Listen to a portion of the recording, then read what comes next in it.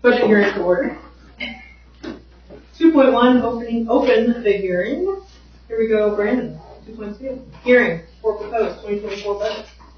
All right, thank you. Appreciate it. Good evening. So we're going to look at a couple of different things here today. We're going to start with what's called Form 3. It says notice to taxpayers at the top. So a couple of different things here. Pretty much the first paragraph, every pretty standard language, everybody sees this. And then the public hearing date is today, and then the last board adoption meeting on the October 3rd meeting, both at 7 o'clock in this office. So this is what you'll see on Gateway. You see that budget notices.in.gov at the top. This is what used to get sent to the newspaper, and now just has to be posted online at Gateway. The middle section there, you can kind of see, is more of an information section. Those top 3 lines are not school, they're not related to school. Next line, the estimated school operations max levy. So that's important, and that'll play into one of the boxes at the bottom in column 3. And you can see that's $5,584,175. So the important thing to remember about that is that is in fact the max levy. So we can advertise $5,584,175, or we can advertise $55,584,175. And the most you're going to get is the $5,584,175. Typically, those come in a little bit under that. It might be, I've seen some that are like $2,000 under, some that are $93 under. And the reason is because you get a 4-digit tax rate, so it's like 0.1234. If you go to 0.12341, it puts it over, so then you're up and down, that puts it under. So that's that first piece of information there. And then the property tax credit estimate, that's what's commonly referred to as a tax cap loss or a tax loss, cap loss, that kind of thing. Circuit breaker loss is another one that people say. And that is that's in the Constitution, as you're aware. That's the 1%, 2%, 3%.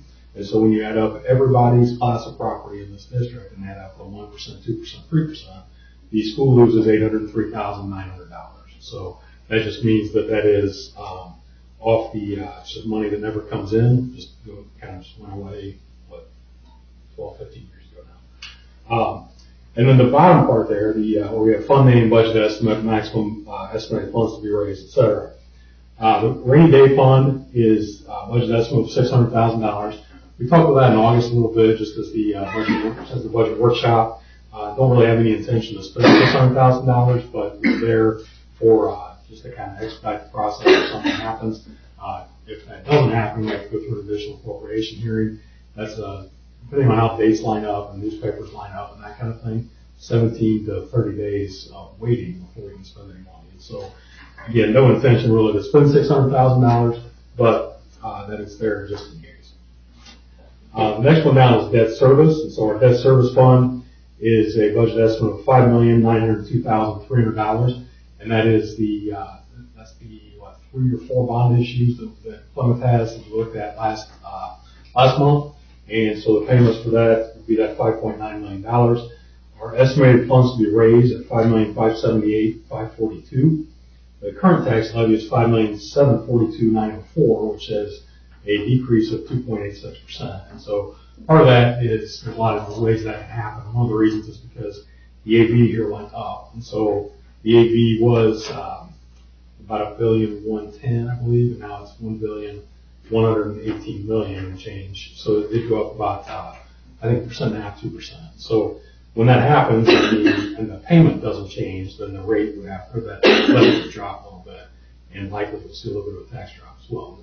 We'll go over that in just a second.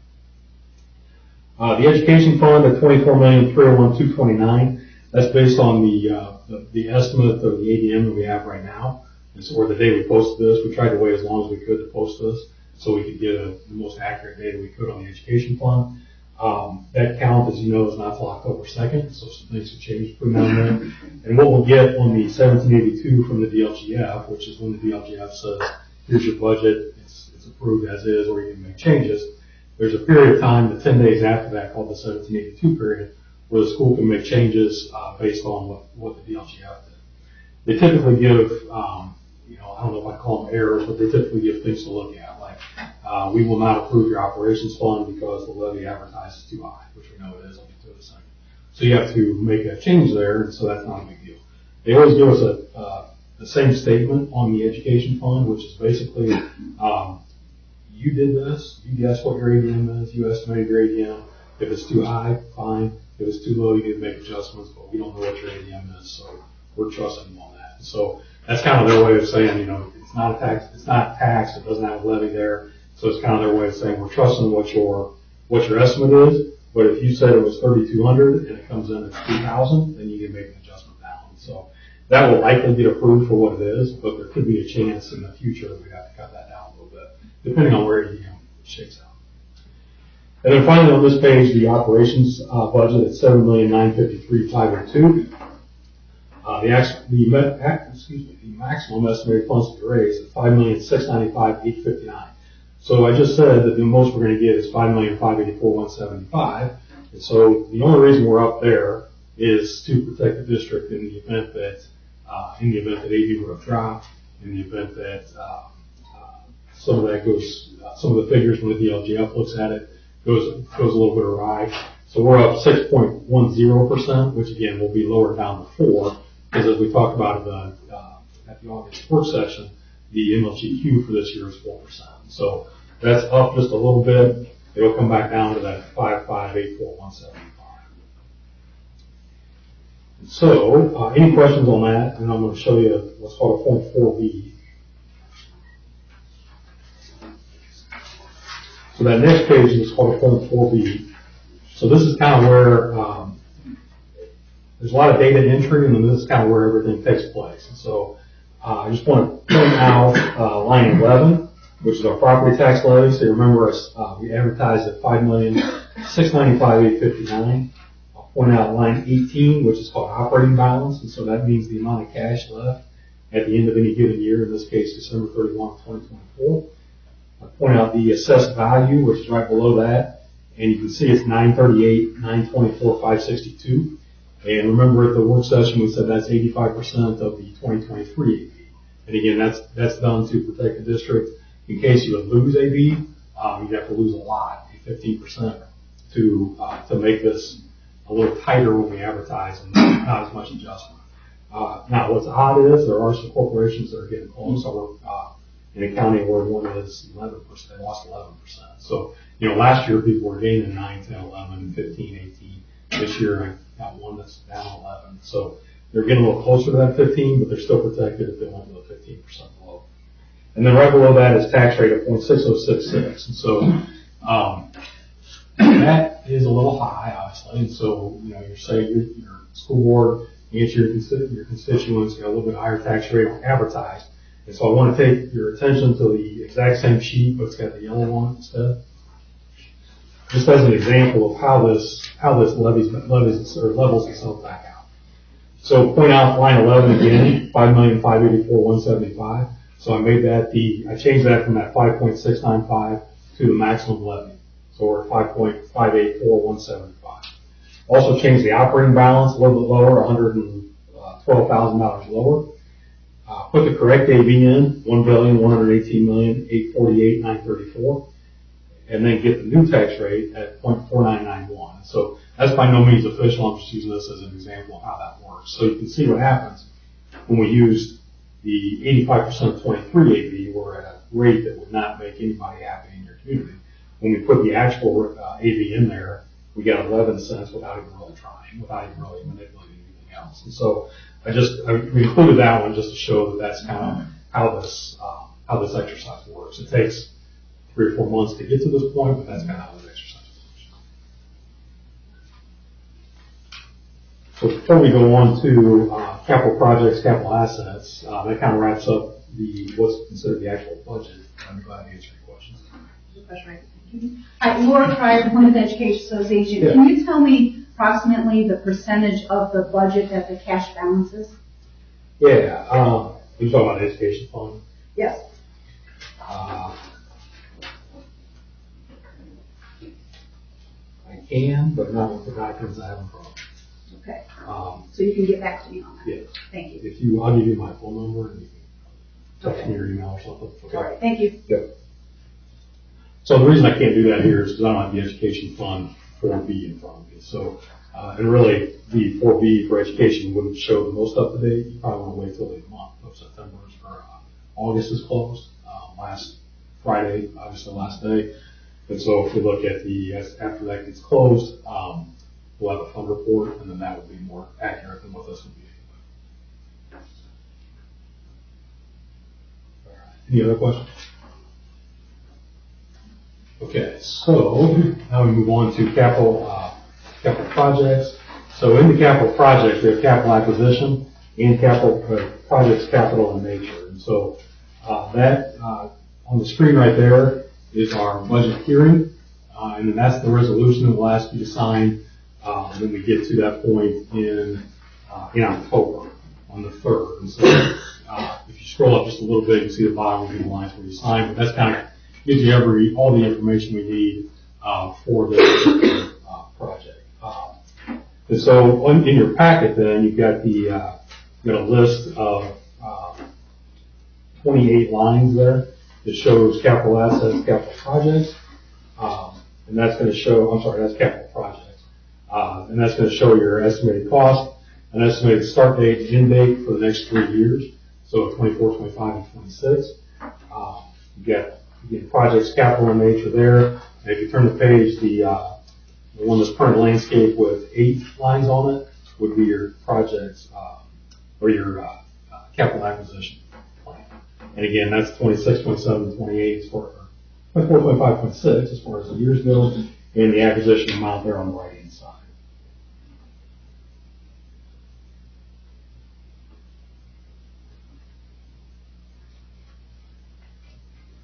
Any questions on that one? And if not, the bus replacement is next. And the bus replacement, for those of you who've been on the board for a while, you remember a 12-year document, or a 10-year document. It kind of looked like this. And so every year you kind of move everything over to the left and up. When they did some revamping of this at the state level a few years ago, it's now a 5-year plan, but a bus based on the life of a bus being 12 years. So we don't have to show 12 years on here, we just show 5. And so this particular one is 24 through 28, those 5 years. And then you've got everything you need to know about the bus, the description there, the Corp ID, the type, which is C in this case, the A is the special purpose, and the A1 is that 195. And then these are all owned. And so buses are starting to come a little bit down in price, or back to kind of stabilize in price, but we're looking at 2024 with 2 buses, 2025 2, and then 2 each in 26, 27, and 28. So again, I think those prices are, for 2024 anyway, I think those prices are probably pretty legitimate. They might be a little high, but again, for advertising purposes, there's sort of nothing wrong with that. So the van will cost as much as a full bus?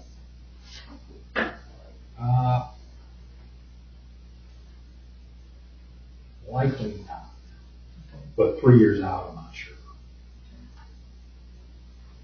So that is a good point. So when they were putting this together, you're really after the replacement of the bus, not necessarily the cost. So like when you get into 2024, you're replacing 2 buses. If they happen to cost $250,000 instead of $320,000, you can still do that.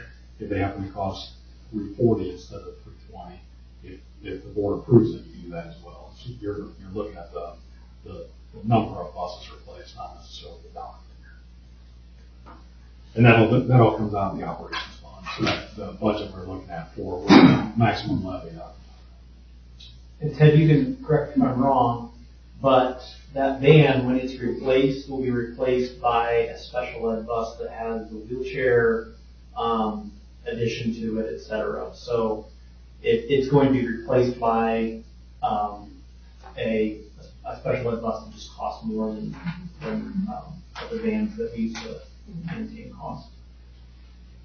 So by then that might likely be pretty correct.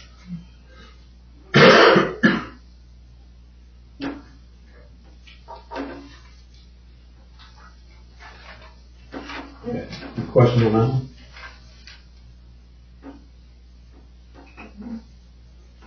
Okay. Thank you very much. Yeah, you're welcome. Appreciate it. Thanks, Brandon. Hearing is closed. Switch over here.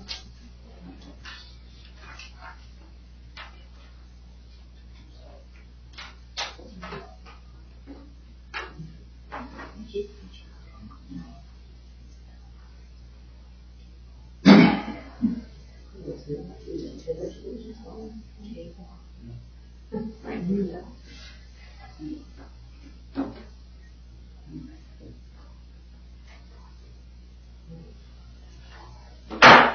Okay. Welcome to the regular board meeting and public hearing. Please join me in the pledge of allegiance. Pledge allegiance to the flag of the United States of America and to the republic for which it stands, one nation, under God, indivisible, with liberty and justice for all.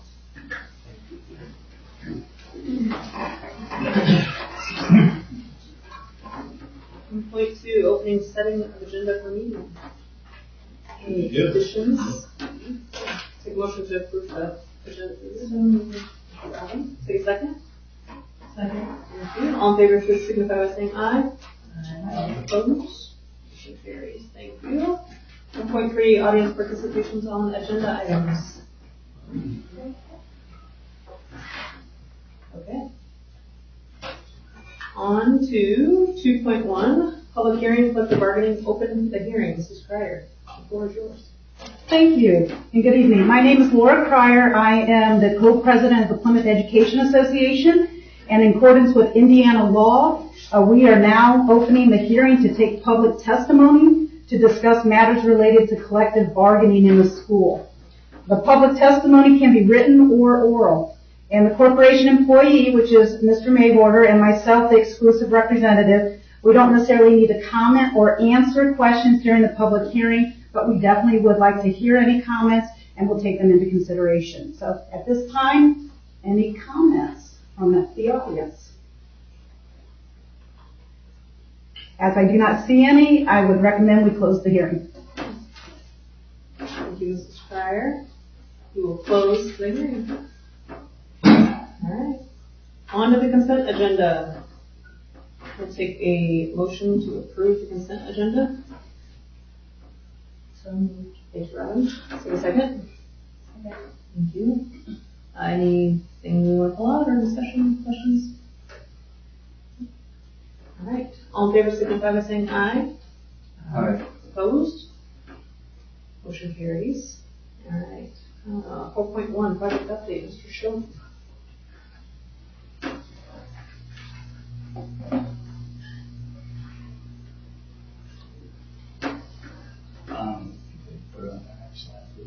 Thank you for the opportunity to come in this evening and talk to the board. It's been a while since I've been in, and I just wanted to have the most accurate information available so that we could kind of get into everything we've accomplished lately and move from there. But I started out by just taking some pictures of one of the arrays so you could kind of see what it's done now that we're in place.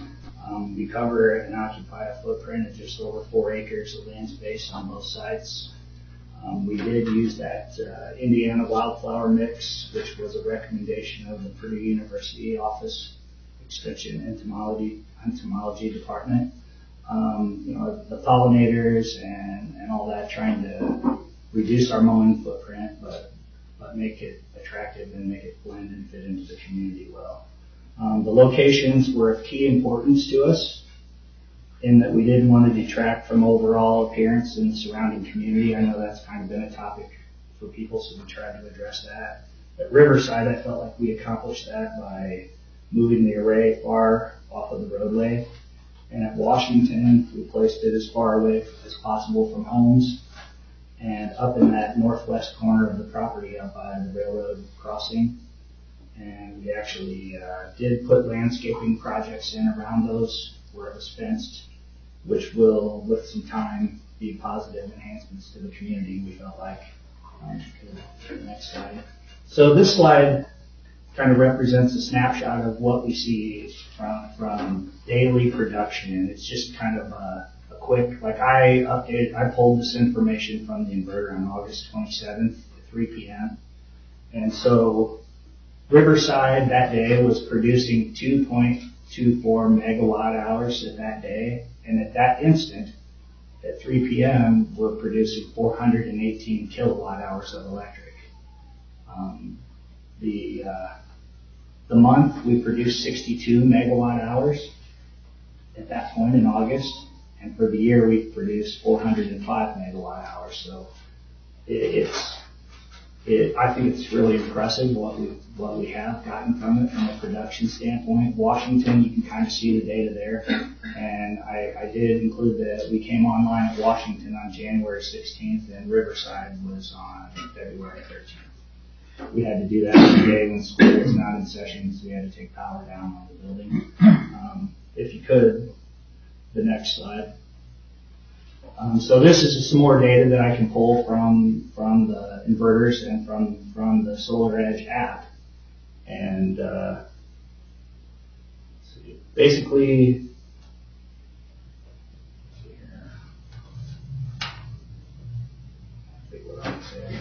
so this is like first quarter, the month, and the year.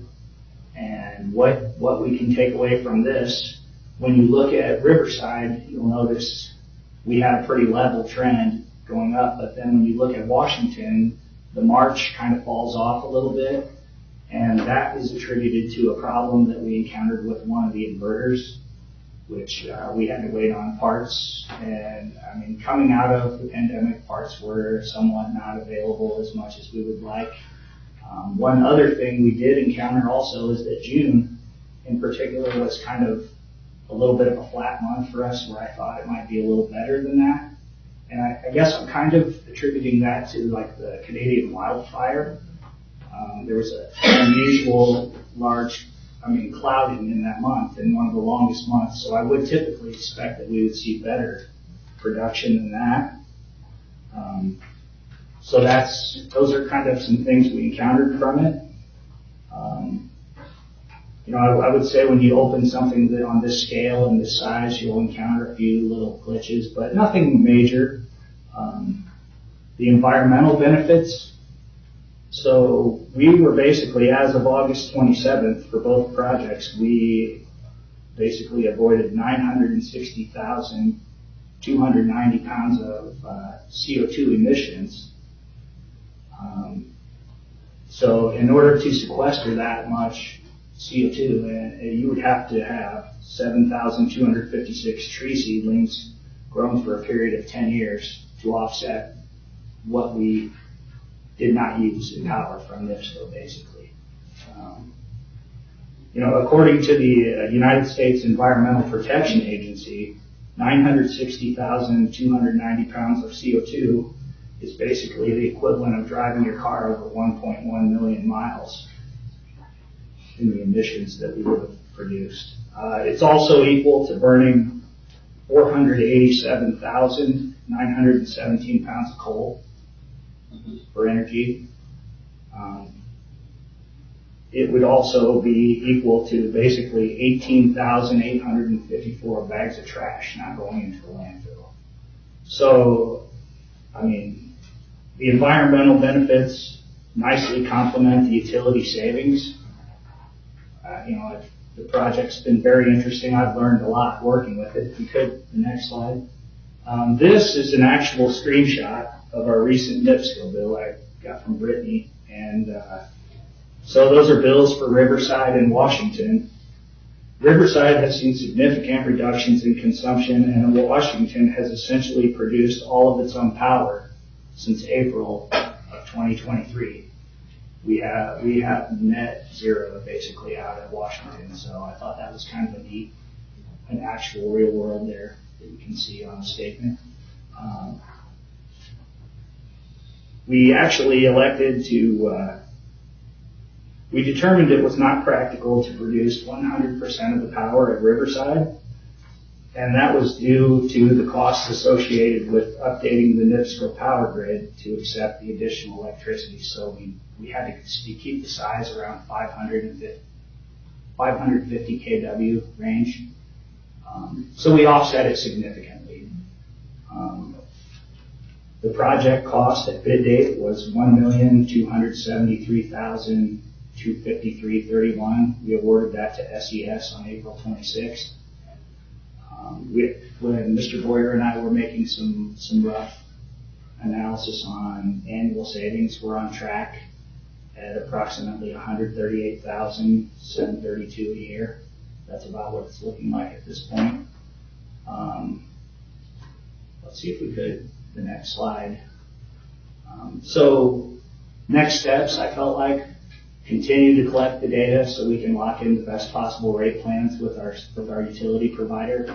There are things such as our power factor, how we take the power on, how we utilize it, and things that we can renegotiate now moving forward. Now that we have some data and we can see what it's doing, I think that's going to be a key to us to getting costs down further. We can monitor the output, continue to do that to assure the panels and inverters are fully functional at all times. We also have to continue to work with Baker Tilly. We're submitting our Inflation Reduction Act paperwork. PCSC is eligible for just over $500,000 in funds that we should receive, according to Baker Tilly, by approximately July 15th of 24. The conclusions, I feel like the project is meeting performance expectations. I've been in contact with Donnie Davidson through the wastewater department. They have a similar system to what we've put in. We're both in pretty much consistent, I would say, on step of that. Like I said, we have experienced a few setbacks as far as getting product, but nothing major at this point. Solar Energy Systems has provided what I feel is a quality product, and they have provided good support at this point. So it's, I think that's where the solar is at. Could you, the next one? Before I go forward, is there any questions on the solar arrays maybe that I could answer? I just thought while we were there. Not a question, it's more of a comment maybe. I think this is really impressive. So a couple suggestions. One would be perhaps we could advertise some of our accomplishments and get this out either in the format of news stories or coverage. Second suggestion would be trying to think about whether or not there's an angle for how we're a leader in the area compared to other districts on this front. I think that, you can't open the Wall Street Journal or CNBC without seeing green driving business decisions and business strategy and investment. So I wonder if there's not an angle for public schools to do the same thing. And again, if we're going to be the best school in the area and a magnet for talent and for families, this is an angle that I think will play in the next sort of decade or two. And then lastly, I think I said this when we first approved the project, but I think there are potential curricular connections that could be made, whether you're talking about high school stats class or science class, using actual data to sort of mine and figure out, because I think that there are jobs in this industry for kids, whether that's labor and installation or greening the grid, or working with the numbers. I think that there's real potential there for our high school kids to work with this stuff. One of the things that we could do moving forward would be to maybe post a link to the actual arrays so that people could see it in real time. Then it's out there as a piece that teachers and students and community could look at it anytime they'd like. It's something we can make public. So I just work with Lauren and try to get that out there. Yeah, Lauren is going to start doing some stories on it. We wanted to wait until this presentation was done, and then she's perfect. Kill it. Thank you. If you could, the next one. So other district projects, we actually put in a plumbing fixture replacement that we did at Plymouth High School in Riverside. We were going to hands-free faucets and low water consumption products like that. That was at a cost of $282,249. Somewhat to replace the physical infrastructure that was aging in both buildings that we haven't necessarily gotten to yet. We actually saved enough water technically off of those projects to make up for what domestic water that we use at Riverside for a year. So we cut our usage on domestic water by roughly 30% by doing that, and I thought that was kind of an important thing to take care of. We did an LED lighting project that came in at $27,576. That was able to come off on schedule. We had some door replacements, 34 rooms at the high school, on budget. Budget doesn't buy as much as it used to, so we've had to adjust, but we're managing. Asphalt replacement at the service center. We did some concrete replacement at the service center administration. We added a little bit more flat work out at the rock pile. But if you could, the next one. And then we did an air handler replacement at Plymouth High School. We had the original 1961, 62 air handling equipment in. That was an estimate of $149,990. That did come in a little over my budget estimate at $160,477.29. There was some fire alarm integration, some duct work, and I decided we needed to pick up some drain. We abated some asbestos out of that area, and there were some rough drains that we needed to do some insulation that wasn't in the original scope. But because we had contractors in, it made sense to do it at that time. But that came in a little over. We did some carpet replacements at the high school and one room at Jefferson. The WDA renovation, the phase 1 is complete, essentially, at this point. The phase 2 is underway and ahead of schedule. We actually worked ahead on that project a little bit and were able to get some things out of the way so that we could minimize that disruption during school, because we are doing this project on the go during school day there. So there's some challenges there. The estimate was $2,890,959. We did decline all the alternates on that project because the bids came in higher than anticipated, but we were able to meet budget on that. We have encountered 4 small change orders, but we're still well within our project contingency allowance. I put a couple of pictures on the next slide just to show a few classrooms where we've got the new drop ceilings with the LED lighting, some of the new ductwork. It's going to be a building with VAV systems, so we'll be able to run a reheat system to dehumidify. It's going to be much more efficient than what we are actually using now. So the net metering for the next 13 years on the solar project we'll be able to sell more electric back. But that's moving along really well. The last thing that I didn't really put much into here was for the WDA. We have a site project coming up where we're looking to do some asphalt replacement, some sidewalks, and storm drains. We hope to get that out for bid in December and get it awarded so we can have it on the plan for next summer to do that.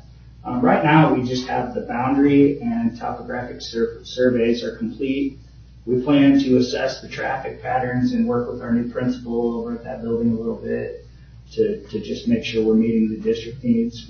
We had some changes where we've gone from 29 buses going to that building to now it's only 5 buses through redistricting. And I felt like we just needed to hit the pause button a little bit and make sure that we're doing the very best thing coming out of redistricting from that. So the infrastructure does need the work, but we want to make sure that we just spend absolutely what we really need to on it. So that's kind of where we're at currently on projects, and things are going well at this point, I think so. Thank you, David. I appreciate it. Thanks, Everything looks very good. Thank you. Any questions for David before we? Okay. Thank you very much. All right. 4.2, consider annual transportation route and safety policy review and yearly update. Mr. Ted Brown. Thank you.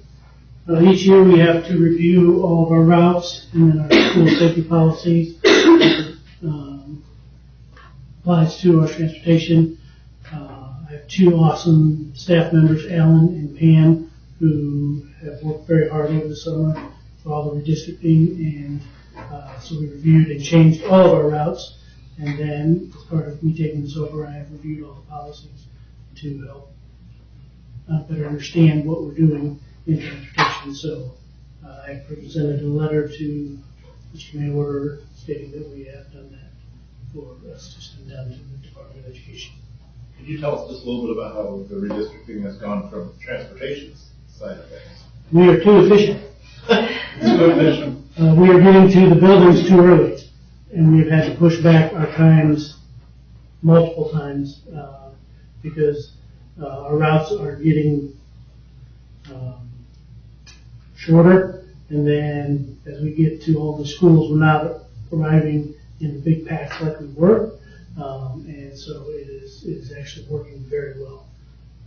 We still have some parents that are upset about our walking boundaries. We're working with them, trying to explain why, and if there's any chance we could help them without bending the rules, we are working with them. But as far as I am concerned, we'll be doing it for a couple months, but I'm very happy with all the work that went into this prior to me. Is that worth a shower? Kids can sleep a little bit longer. Get breakfast if they wake up a little later. That's always a better start for their day. So Yes. that's good. Transportation has done a fantastic job with all this. I appreciate your extra route too on the Blu-ray parade this year. That was nice. So you guys do that. That was that lady right there, and Alan Hall. That was good. I saw Alan driving, so we'll Yes. but I thought that was really nice to let you guys do that. Any questions? Do we need to acknowledge receipt or anything like that? Or just- It's just in the minutes now. Okay, very good. Thank you. Thank you, Ted. Thanks, Ted. All right, 4.3, receive ECA reports. Yeah, so twice a year, at the end of our fiscal year, at the end of our calendar year, we have to present our ECA reports. Our ECA reports are our extracurricular accounts that are the localized funds at each of our schools to handle, again, localized receipts and expenditures there at their building level. And so we just make sure that we're checking beginning balances, we're checking receipts, we're looking at expenditures and ending balances and making sure that everything balances. And then twice a year we have all of that ready for you or anybody to review if they want to take a look at it, just to ensure that we're being good stewards of those localized ECA accounts. So I've got this for each building. It will be in my office if you'd like to take a look at it or review it. I can even leave it here after the board meeting if you want to take a look at it before you go home. Thank you, Mr. Boyer, who will acknowledge receipt of the ECA reports. 4.4, consider resolution 2023-7 designee for SEEC contract. Yep. So our SEEC grant is our special education excessive costs grant. And so we receive funds that help us offset costs for outside services that are provided to students, or special ed services that we don't provide here locally. And this is just making me the designee so that moving forward, I can be the one to administer that grant. As we're getting our invoices from those agencies, I'm just making sure that we go through and get our reimbursement for them. Motion to approve that motion, or Yes. amend the designee? Okay. Yeah, that's right. All right, I will take a motion to allow Stephen to be designee for SEEC contracts. So moved. Thank you. Take a second. Second. Any questions or anything for Stephen? All right, all in favor signify by saying aye. Aye. Opposed? Motion carries. All right, 4.5, consider 4C Health Memorandum of Understanding 2023-2024. Mrs. Van Riech. This is just an annual renew of memorandum of understanding with 4C. Prior to this was 4 counties, and so we've updated some language for services to be provided for families who choose to participate with this agency. So again, it's allowing an understanding of utilizing our facilities, but again, it's by choice of the families to utilize this service. So asking you to accept our memorandum of understanding policies. Take a motion. So moved. Take that as two. Second. Thank you. Any questions for Tim? All right, all in favor signify by saying aye. Aye. Opposed? Motion carries. All right, 4.6, consider Basher Children's Home Alternative Education Program agreement. Yeah, this is an agreement between us and Basher for daytime. It's basically kind of like a residential service for our students, but they're there just during the day because we bus them to and fro. Currently, we have 3 students who go to Basher during the day, and I'm just recommending this approval of this agreement. Okay. Take a motion to approve the agreement. So moved. Thank you. Second? Second. Thank you, Robin. Any questions for Mitch? All in favor, signify by saying aye. Aye. Opposed? Motion carries. 4.7, report on certified evaluation scores 2022-2023. Yeah, according to our policy 3220, each year the board shall receive an aggregate report on the results of staff evaluations from the previous school year. You have those in your packet, and so you have received them, and so I am just letting you know that we are following the policy and you have your materials. 4.8, consider new and revised policies and guidelines, second reading. Yeah, 4.8, we have 3 Neola policies from the last meeting, which are up for the second reading and the adoption, and I'm recommending the approval and adoption of these policies for that second reading. Okay. Take a motion to approve the policies. Also. Thank you. We'll take a second. Any questions? All right, all in favor, signify by saying aye. Aye. Opposed? Motion carries. All right, 5.1, monthly remarks. I just wanted to give thank you to Dave for all for the presentation, all the things that he's doing. Ted, as we talked about that, they're doing a fantastic job as well. We also had a fantastic Blueberry Festival, and I want to give a shout out to Lauren LeFay for all the work she did. She's doing a great job of marketing our schools, and she did that in the festival especially. She's on our social media, highlighting where all the students would be throughout the Blueberry Festival. She helped organize the bus and the parade, which promoted hiring drivers. She's planning, among several other stories, to push out the information you heard from Dave on the solar. And she just refreshed the website. It's up and running. So thanks for all that Lauren is doing as well.